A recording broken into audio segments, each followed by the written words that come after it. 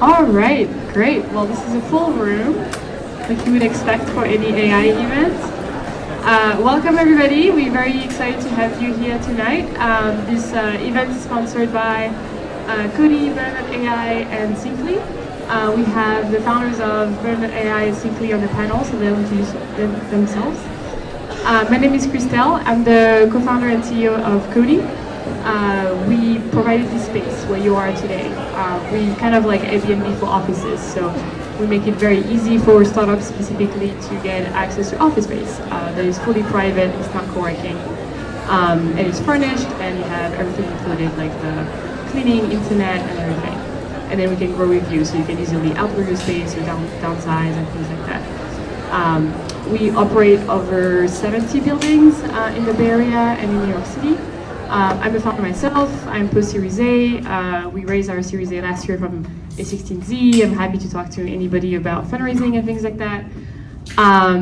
But yeah, super excited to have you. If you have been impacted by WeWork, like come talk to me. We have a specific program for that. But yeah, let's now give a shout out to the panel, who's going to start really soon. So you all have your own mic. So we'll do the panel first, and then Q&A, and then we'll have awesome demos. I think 7 or 8 demos are scheduled tonight. All right, so Daniel, do you want to introduce yourself? Sure. Hi, everybody. I'm Daniel Kivatinos. I'm one of the co-founders of a company called JustPaid.io. We just recently raised funding, and we're hyper-focused on the AI space, specifically with finance. Hello everyone, I am Pritika. I am one of the co-founders of Butternut AI. It's a generative AI platform where you can build your websites and apps in under 20 seconds using just prompts. And we launched in April and have been growing since then. Hello everyone, I'm Joseph, co-founder and CEO at Syncly. So Syncly uses AI to analyze customer feedback at scale. So we aggregate all the customer feedback from different sources, and we bubble up the unknown insights for you from product perspective, from operation perspective. We also recently raised our seed round from SoftBank and Y Combinator. So we'll talk more about the fundraising stuff as well. Hi, I'm Jessica. I'm the CEO and co-founder of Playbook. The domain is playbook.com, and we're Dropbox for visual design files, so creative files. We present and label visual files, using AI. And currently we have about 700,000 users globally, and then we launched about 3 years ago. We raised Series A probably about 3 years ago. So we're heading towards Series B. Awesome, thank you all. It's exciting. A lot to learn from you all. I'm gonna gauge the room a little bit. How many of you are startup founders? Yes, that's great. How many of you have raised funding already? Cool. How many of you have raised a seed round? A Series A round? Okay, so we can focus on scaling AI startups from seed to Series A, I guess, and pre-seed and seed. So I'm gonna get right into it.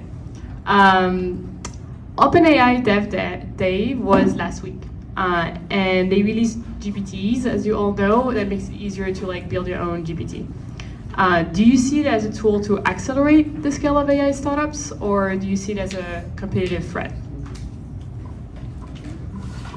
Sure, I'll talk about GPTs. I think there's moments in time when you can build something that's really significant, and I think GPTs are that moment.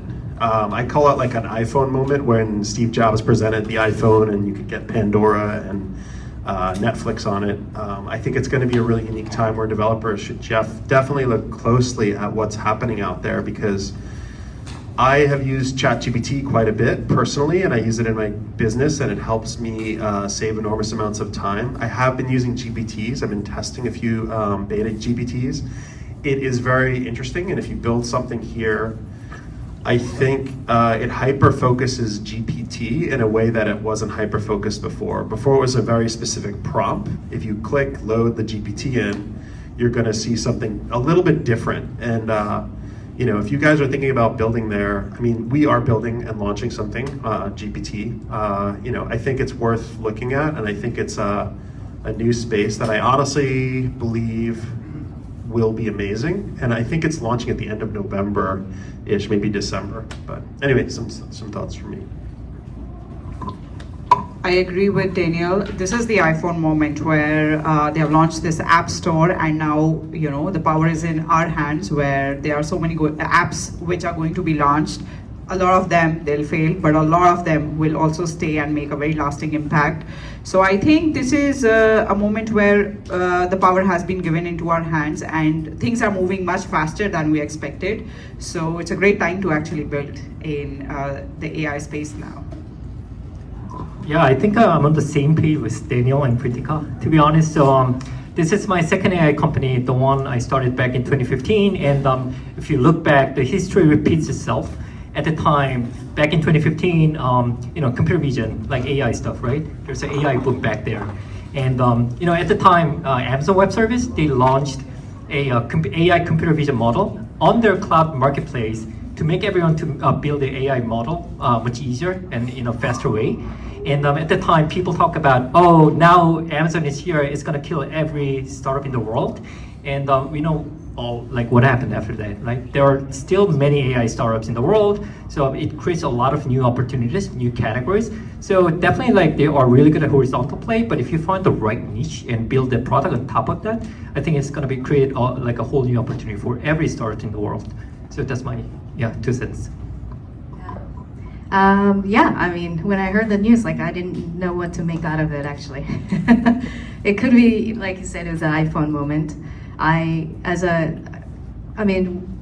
Technically, like AI startup is using AI technology. You're all just solving user problems or customer problems. So I'm hoping that, this actually the technology itself is actually kind of becomes a little more, like commodities now. So now you're just, searching for what is the right customer problem to solve.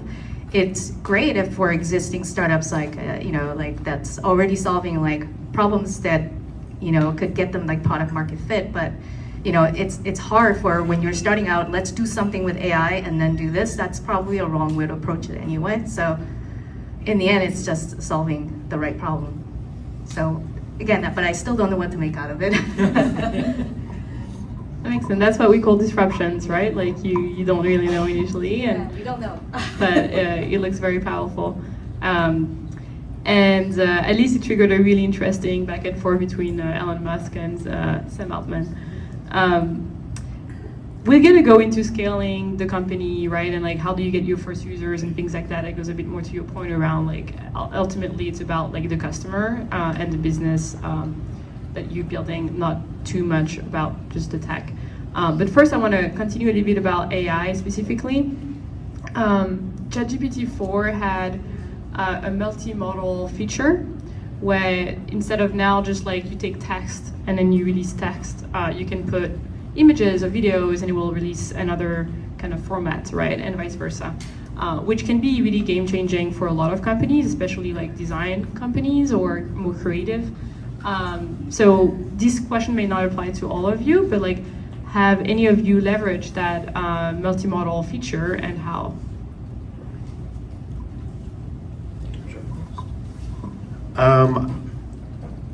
We're looking at ways that we could possibly use some of the technology that's out there. I think specifically for images, in the finance space, we are looking at like how would we leverage what is possible, like with graphs. There was one OpenAI presentation where someone had uploaded a spreadsheet and then it produced a really nice graph.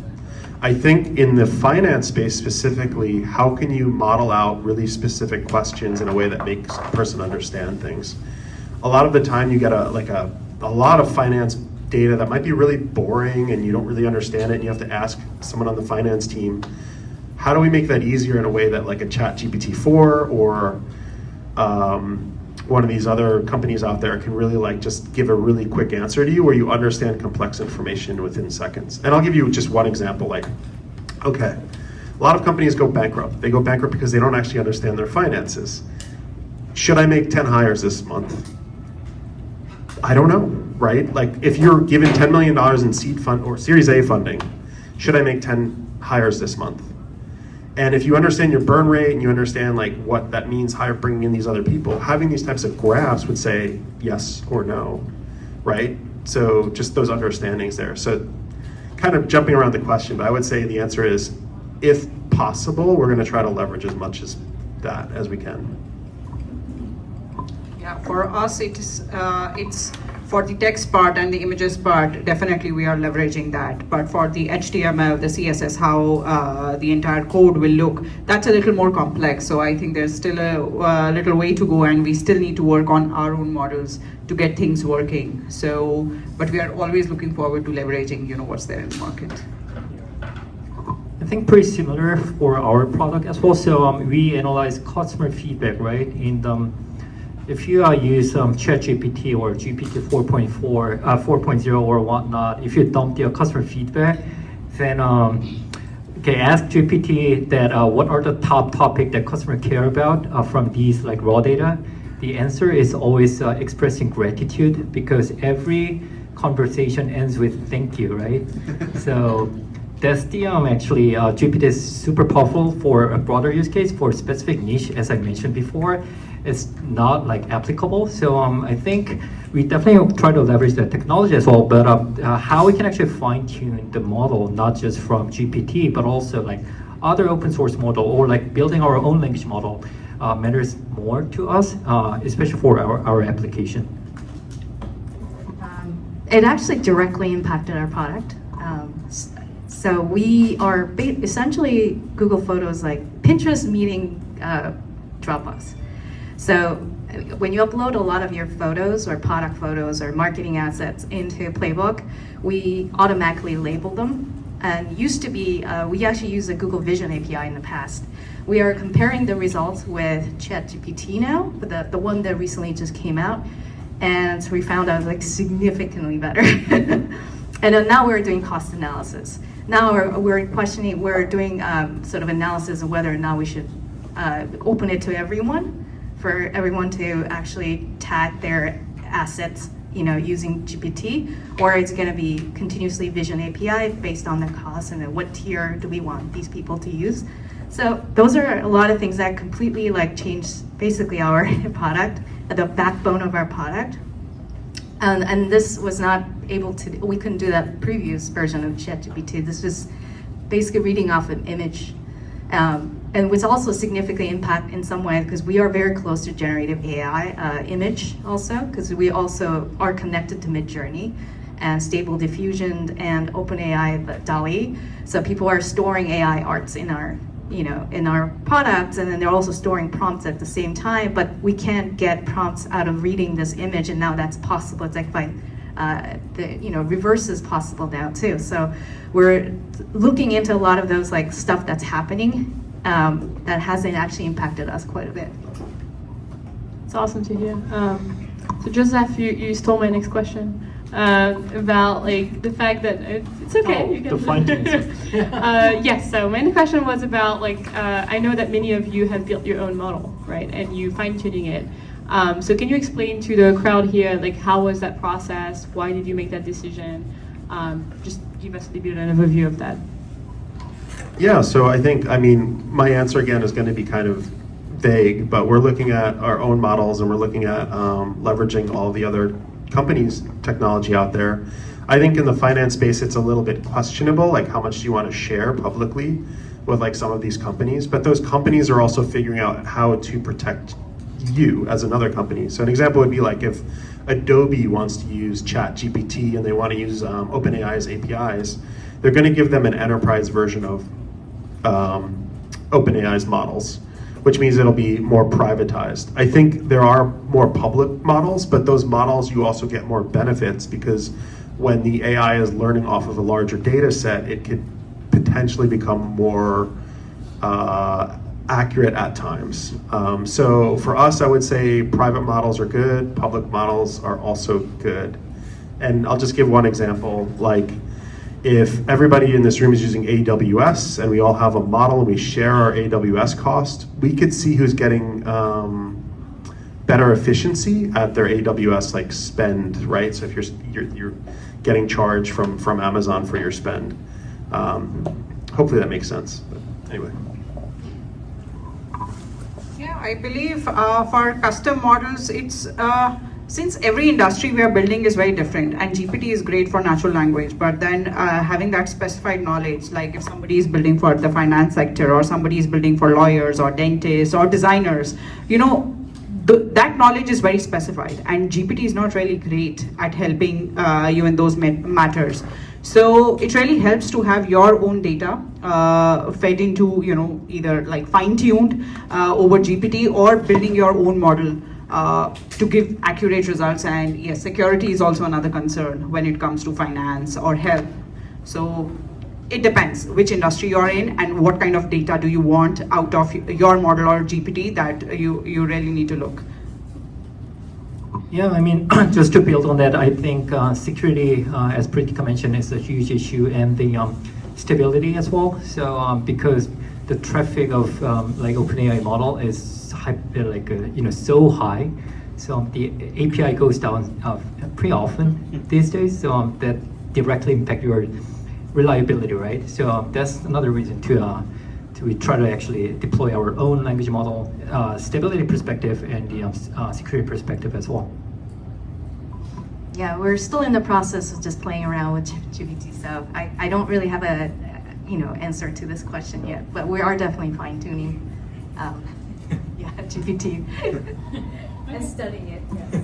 Awesome. Cool. So let's move to traction. Like AI companies also need to go through the same route than any other company, right? Like you need to have a business case and solve a real problem in the world and have customers. So how did you get your first 1,000 customers? And what were your highest performing channels? Go with this. So we built an MVP, and we just wanted we knew, this industry we are going after, web and app design, is huge. It's a huge industry, but we built an MVP and we just wanted to validate that we are moving in the right direction. So I put up a tweet in the hope of getting at least 30-40 people to try it, because none of my tweets they have ever gotten more than like 5 or 6 likes ever. So I just put up a tweet at 8:30 at night, and it was like, hey, I built this new product. You can build your websites in under 20 seconds using just prompts. Here's the link. Would love your feedback. And when I woke up, it blew up. Like the tweet went viral, and we got more than like 100,000 impressions on it, and people started retweeting it or just commenting on what they built, what their kids built, or how they shared and what all they've been doing with Butternut AI. So that got us a lot of traction, and within 48 hours we also launched on Product Hunt. So this was in April. We just did this, and right now we have more than 170,000 users on Butternut AI, and we haven't spent a dime on marketing. It is all word of mouth since then. So that has been our journey with acquiring users. That's awesome. For me, it's been do things that don't scale for my company. So we've been having a lot of conversations with a lot of finance teams and really understanding like where do they waste time and what are the inefficiencies and what are the things that they need. So I think for us, it's more of a grassroots guerrilla. Let's email people, let's call people, let's meet people in person. And honestly, it's just been conversation after conversation. Like, every company has a finance team in some fashion. Maybe it's just the founder doing it, but like understanding what their needs are. I think hyper growth is great when you can find it like that. I think for a lot of companies, it's a lot of feedback sessions in the early days. I mean, we're a seed company. I think really getting that feedback and fine tuning it is where we're at. And there are moments of like, I would say windows, like AI is a hyper growth space. If you hit the right niche, you will get hyper growth. And I think like that tweet you spoke about was really right time, right place, right idea, get a lot of customers. Yeah, to be honest, our product didn't go viral as much as Butternut, and so I think we also do things that don't scale. So we did YC this January. So when we joined the YC, we didn't have product yet. We didn't have MVP back then. So what we tried to do is, as Daniel mentioned, try to talk to as many customers as possible and many prospects as possible. Not prospects, not even prospects, people as possible. And the number of people that we talk to in a month is around 100. So we try to book 5 meetings per day, hopefully, like ideally in person, because you can actually have like a deeper conversation when you have a FaceTime. So 5 meetings per day, 5 days per week, so 25 per week, 4 weeks per month, right? So 100 roughly. Then we can, that's the moment when we see some commonality in the category that we try to go after. Then we started building MVP. And then what we try to do is we try to find the happiest first 10 customers, and we provide our service with great value, and then we try to satisfy them as much as possible.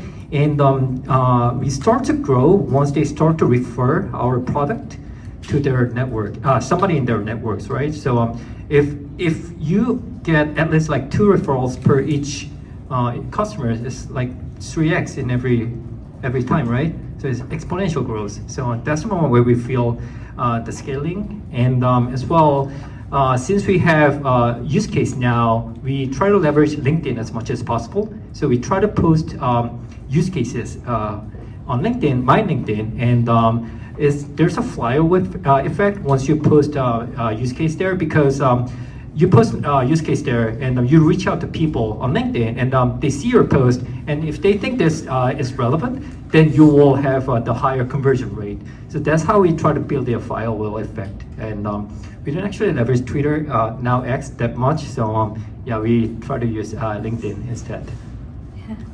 Are you B2B company? Yeah, we're okay.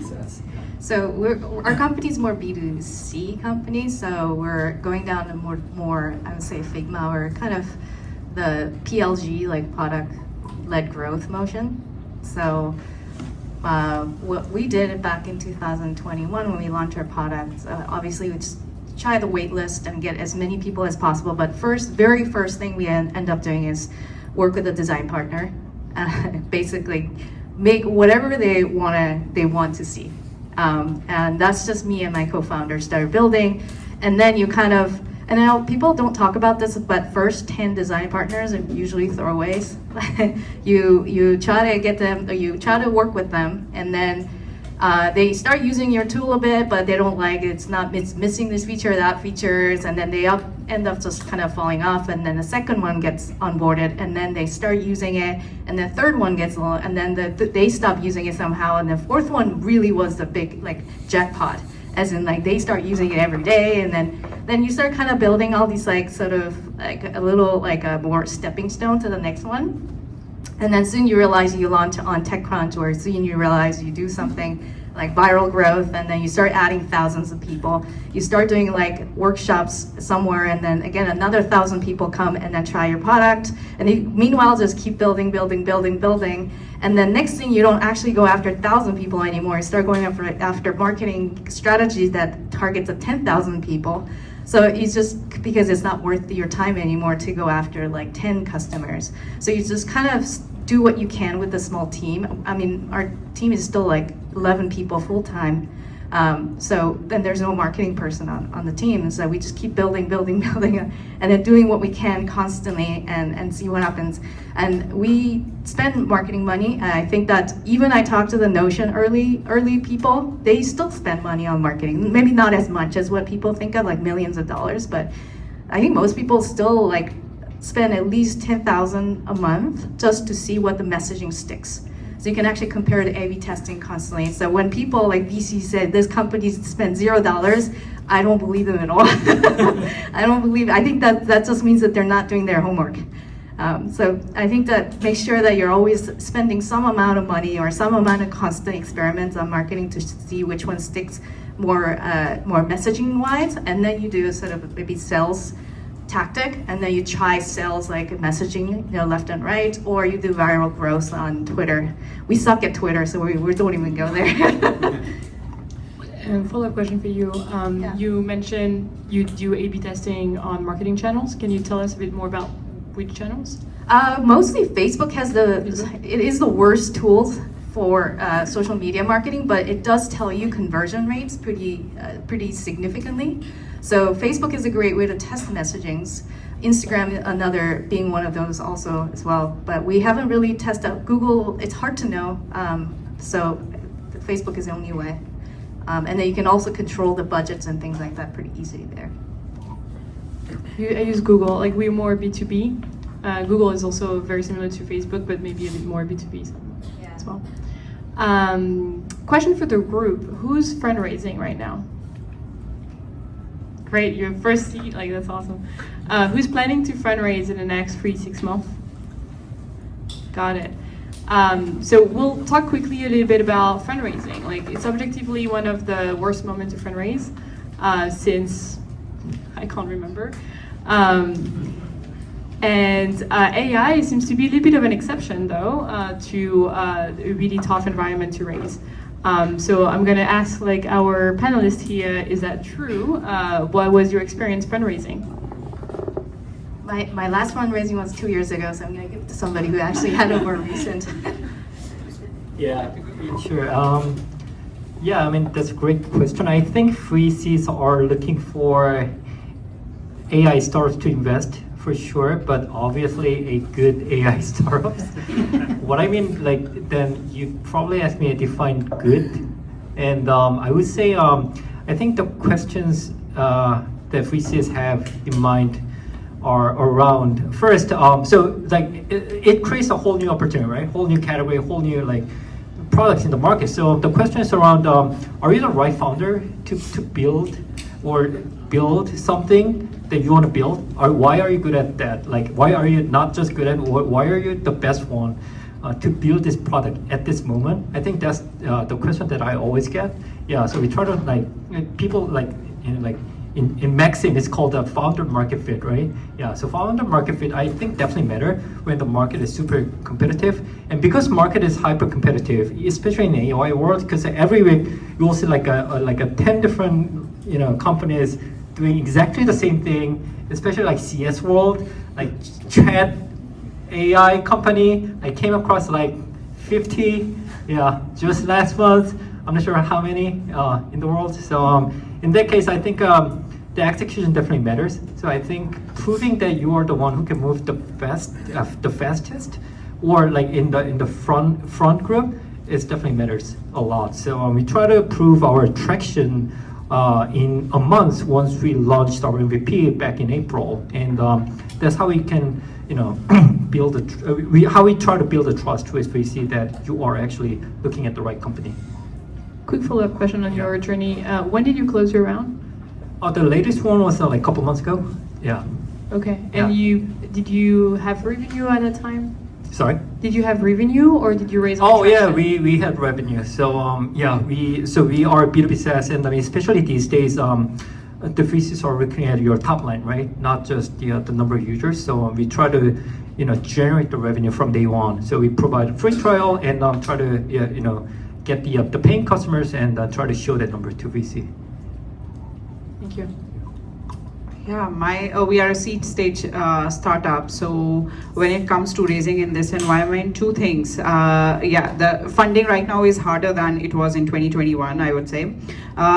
Because of two major reasons. Yes, it's the funding winter. And second reason is AI is moving so fast that VCs are also still educating themselves and figuring out, what is really going to stick and what is going to change.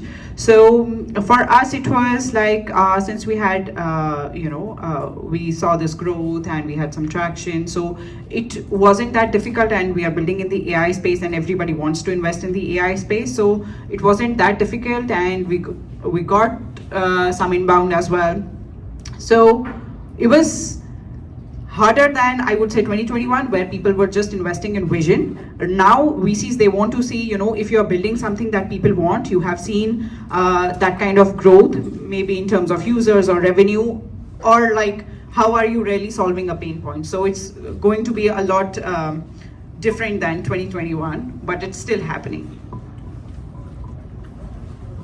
I think I do this weird thing with VCs and pretend like what if I was to give them half my money? Right? Like, that's the way they're feeling. It's like, if I was to give you half of my earnings that I've saved all of these years, are you the person to do it?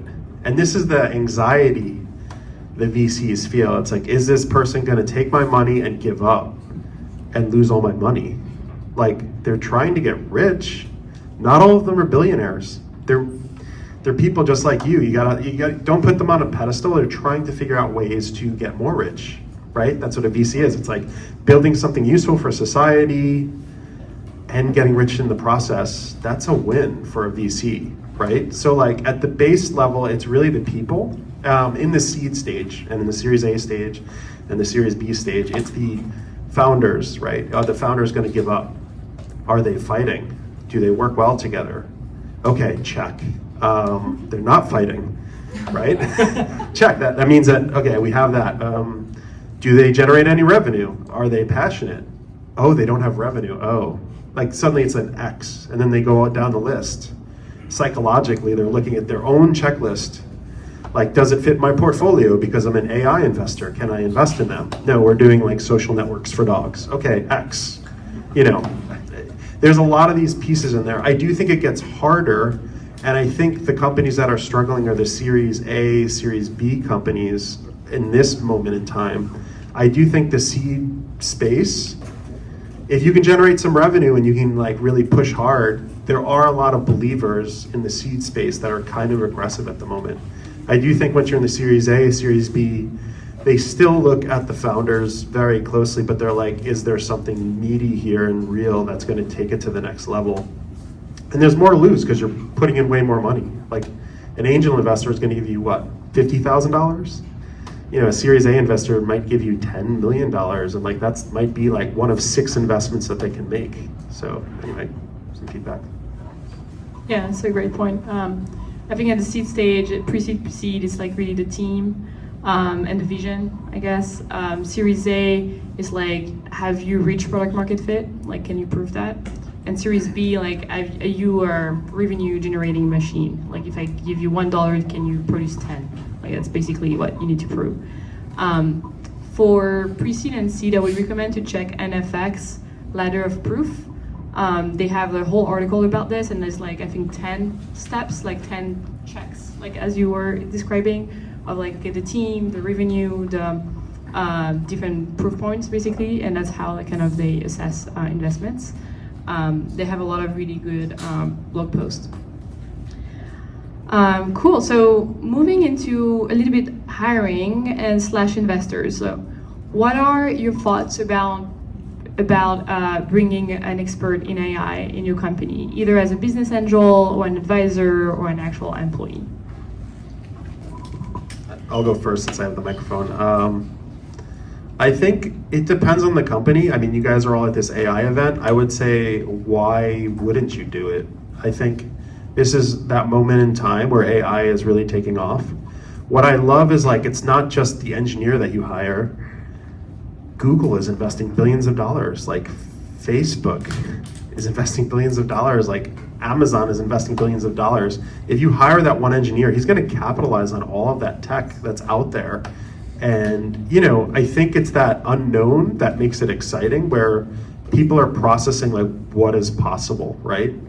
And, you know, my question to you is like, why make that normal? You know, I would say a normal hire, like maybe you need a normal engineer.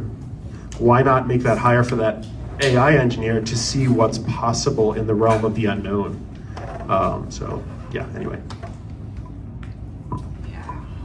To answer your question whether we should get an advisor or an expert, I would say we all, you know, we are living in the Bay Area in SF. Here, knowledge is really very open, and people are really open to sharing. So I believe like having a formal advisory board for AI is not really necessary, but having the right kind of friends around who are built in AI or who are learning new stuff, I think that really helps to grow fast and to learn new things and to know, you know, whether you're going in the right direction in building your own AI stuff. Yeah, so I think it all comes down to what product you are building. So we are building customer feedback analysis platform, right? So we are building on the application layer. So what matters to us is building the product that actually brings the value to the table, not the like AI as a technology. So for us, advisor in AI world is not like super necessary. Rather, we would want to like have more like advisors in that specific domain or application. I think that would be more helpful. And in terms of hiring, you got to compete with a lot of other AI companies, like not just startups, like a lot of many AI companies, right? Or non-AI companies as well, who try to hire AI engineers. So my honest thought on that is it's always better to have a co-founder from that AI world and let him figure out the technology and hiring, not hiring, but the technology-wise. I think that is, so I think that way you can actually kickstart building something around AI. So yeah, because we're not actually starting hiring AI engineers. So yeah, that's all I can answer. This actually applies to my situation pretty well because I just acquired an AI company, and one of the people co-founder of the AI company is actually AI expert, but it's not because he knows how to. He's competing with Google or Amazon or in AI world. We're not building cloud storage, as in we're not having infrastructure servers. It's not. If Google and Amazon and OpenAI, if Microsoft, they're all fighting, means that AI is going to be commodities. It's going to get cheaper and cheaper and cheaper and cheaper, and it's going to fuel startup even more in terms of product fight.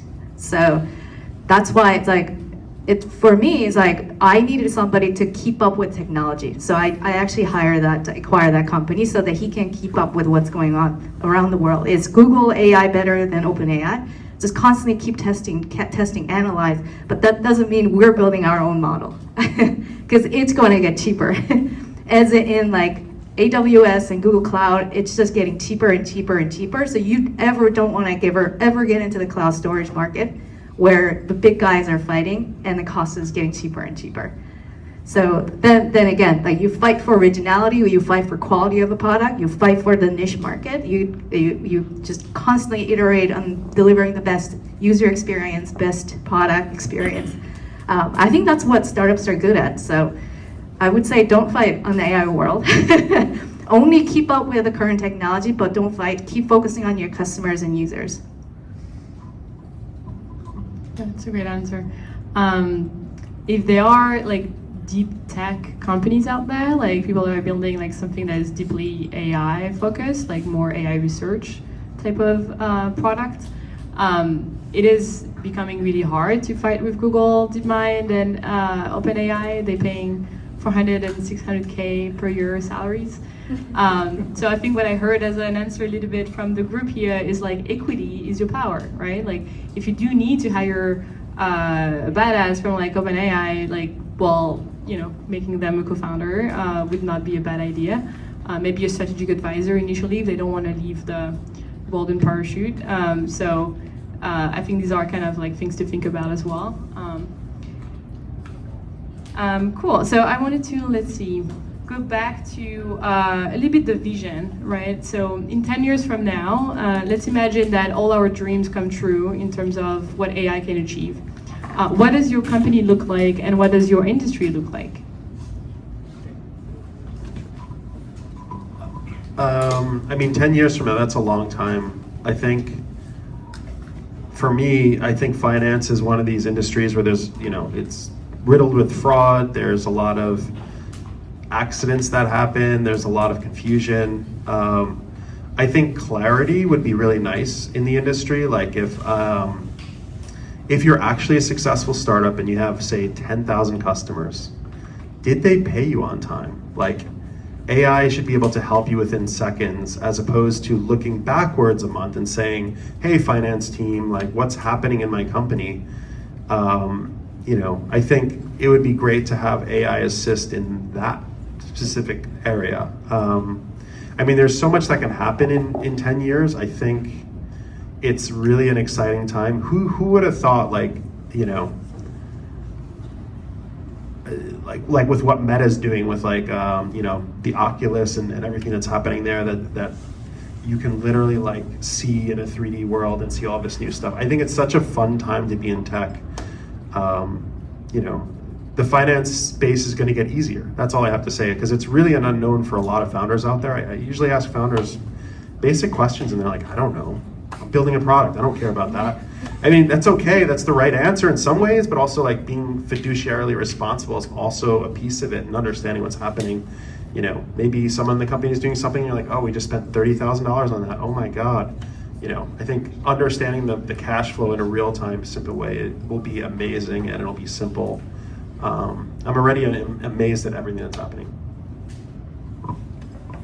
For Butternut, I would say I don't know how it would look like 10 years down the line, but if everything goes right, I can say, you know, how things are going to look 5 years down the line. So currently when I talk to business owners, even though, you know, Wix, Webflow, Squarespace, they all are there, but when I ask them, in fact, I met somebody here only who mentioned like, the moment they think of getting their business online or building a website or an app, the first thing they do is go and hire somebody, because it's still a big pain to get your website or an app up. So website is one part, but how do you figure out SEO? How do you figure out marketing on different channels? I think all this will be taken care by the AI, you know, maybe Butternut is going to lead there. So how do you get control back into your hands is where, so when you're building an online business, how do you control that? Right now, people don't feel they are in control because somebody else built their website or somebody else is taking care of their ads. But how do you make a platform where everything from zero to end is taken care for you within just like 5 to 10 minutes? That's very exciting. I think the excitement that you can get as AI startup founder is you can always redefine the way people work. So again, we are in the customer feedback world, right? And the status quo is, I think it's so nonsense to me, because the way people understand customer feedback is you define your tagging taxonomy, right? But it's like you write down the answer without actually looking at the question. So you write down the answer first, and once you get your customer feedback, you read it, tag it, cluster it, measure the impact based on like revenue or like customer segment. I think it's the bottom-up approach is not making sense anymore. Once you start getting a lot of customer feedback, you gotta start from the top. So I think what AI can do, and what we try to bring the value to the table is basically let AI cluster your entire customer feedback from different sources and let them cluster. And what you need to do is just decide what you want to keep tracking of. Then AI will pick it up and will provide you more insight. Okay, here are the trends, or here are the like granular level details under the topics that matters to you. So I think that redefining the way people work is a huge excitement. So I think no matter what you do with AI, I think that I'm very excited to that actually, yeah, down the road. With the AI 10 years from now, if I were to guess in the tech world, I mean, like, the answer is no one knows. When we were in the NFT world, we thought that NFT is gonna take over the world. And now it's like, and then what happened, COVID, right? It's like, no one can predict what's gonna happen next year. But if I were to just dare to even predict what's gonna happen with this AI, is that I think that individual developers are gonna have a lot of power. So, as in like independent developers will just build an app using AI, and they don't need a VC money to actually run a business. And then it holds a lot of power, so they call these like micro SaaS, where they can actually sell, you know, their products like individually, and they just make a side income, or just to build a business around it. But again, you don't need a VC funding to actually do it. So to me, that world, the whole like business world will probably get even fragmented. Is definitely my guess. Because anyone can build an app now, just like the App Store opened, you know, that Apple moment of like App Store opened, and now anyone around the world can actually build an app. It could be a 16-year-old that actually built an app that makes like $1 million a month. And that might actually happen. And then maybe some 16-year-old like builds a SaaS tool and then sells to like Microsoft for a huge contract. That could actually happen now. So that's probably what I think that if I were to dare to imagine what the world is like. But in a playbook world, my company level, it's like we're building going towards that kind of like, okay, what if the developers have a lot of power now to actually build the creative tools using AI. So let's actually help start fostering developer ecosystem. So that's the kind of stuff that we're also investing as well. If that is the future that we're heading towards. Amazing. Well, I hope that 6-year-old who sell their company to Microsoft is my son. But yeah, no, it's a great take of like, okay, democratizes access to entrepreneurship, basically, and it's a good take. Let's open up for questions. I'm going to take 5 to 8 questions from the audience here.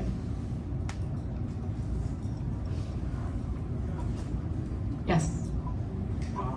Regarding your fundraising, how did you determine your investor profile? So the question is, how did you define the investor profile for your fundraising journey? To be honest, we were not that picky.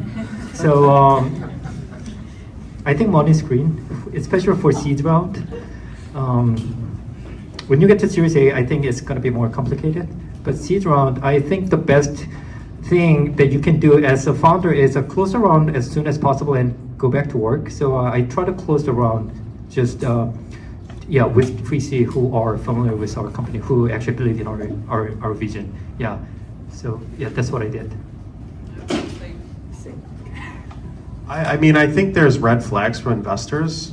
If an investor doesn't respect you, no, don't take their money. I think if they start yelling at you, no, don't take their money. I think you think of it this way: you're locked in with this person for the long haul. So I in every interaction, it's a two-way street. You know, if they're intimidating, if they're short-term thinking, if they're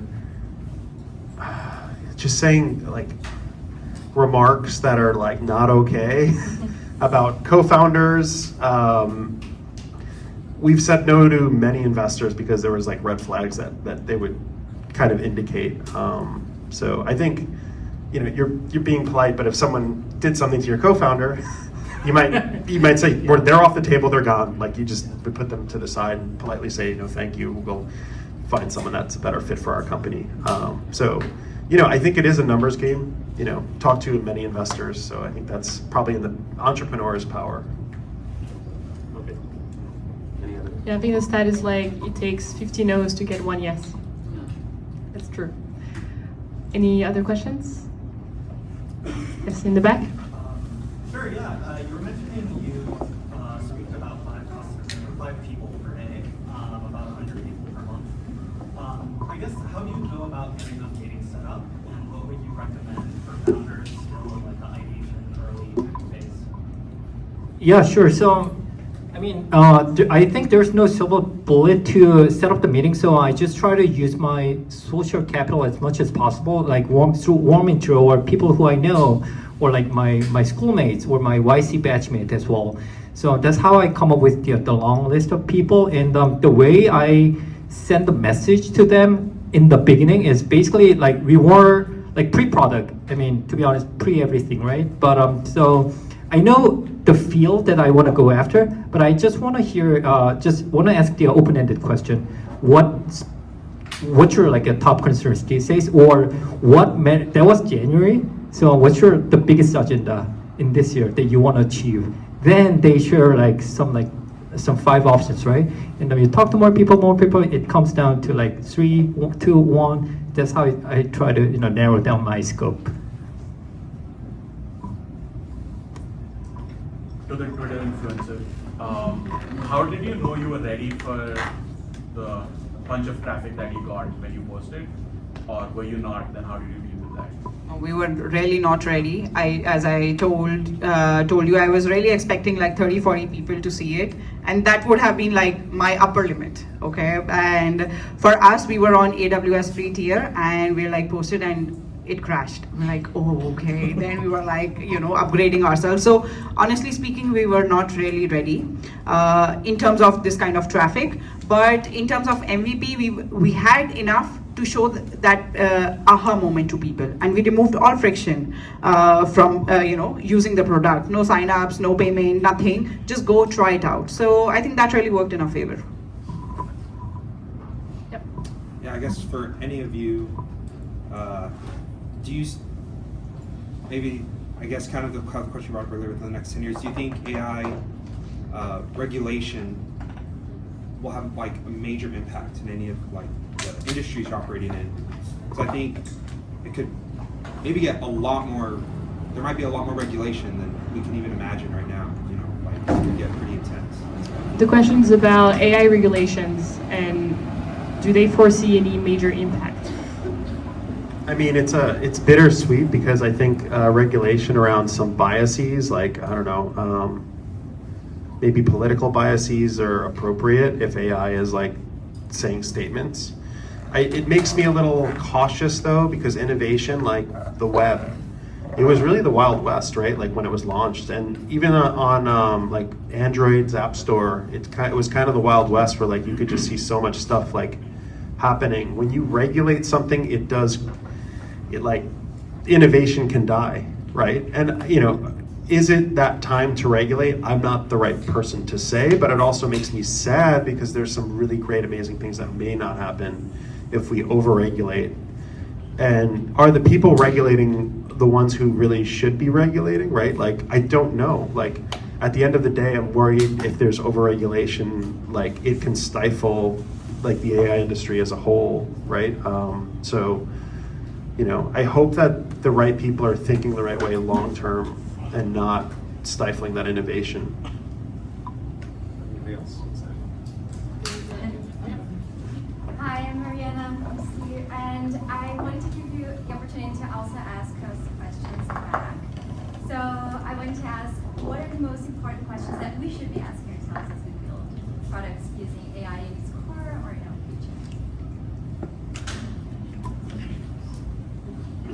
future? Sure, I'll go first. I guess my question is like, why aren't you building? Like, anyone who says we're not in that space, I get worried. Like it's like saying I don't need a cloud server or a mobile product, and I'm like, okay, why? Why? You know, ask yourself the question. Like, use the tools every day, and raise your hand if you use ChatGPT today. Okay, that's like 50% of the room, 60% of the room. I think it's much more. Much more than that. I think there's a lot of people. I think like really like get your hands dirty and like use it. But yeah, that's the one question is if you're not using Perplexity, why not? If you're not using some of these other tools, I mean, there's thousands of tools now. Like, learn one a day and see if it's useful. If you wanna I think there was a question. Yes. Yes. So with AI industry evolving so fast, I guess when do you guys see this industry can sort of be more stabilized, or or the factors you're looking at, for stability? I guess this is a bigger question. Is it gonna be less chaotic? It's hard to know. It's hard to know because when crypto and NFT was happening, like there were literally like investors calling me, like, why aren't you building something in crypto? That's a red flag, by the way. That's an investor red flag. Well, yes, well, they're nice about it, but nice investment. But still, it was just like there's so much hype. It was ridiculous. So the question is, are we in that hype right now, right? So maybe the tide is out. Maybe there's like healthy ones that are just left. And still solving user problems and building actual like products that are useful, or is it just like everyone just want to get on this AI train because it's easy money or free money? No one knows, and VCs are starting to become a little bit worried about that too. Now that seems to be like the AI hype is definitely there. So they're kind of reading from like last time I heard from talking to VCs is they're looking for that kind of. Is somebody just like getting on the hype train right now, or is it not? Or is actually they're really passionate about this problem that, in the end, again, it has to be the problem that they're solving. So. Last question, go for it. Last question I wanted to have delve to, is that cool? Then I'll give a second question. All right, I'll ask one. Current administration passed a fact sheet looking at regulation as watermarking. What is made by generative AI and what isn't.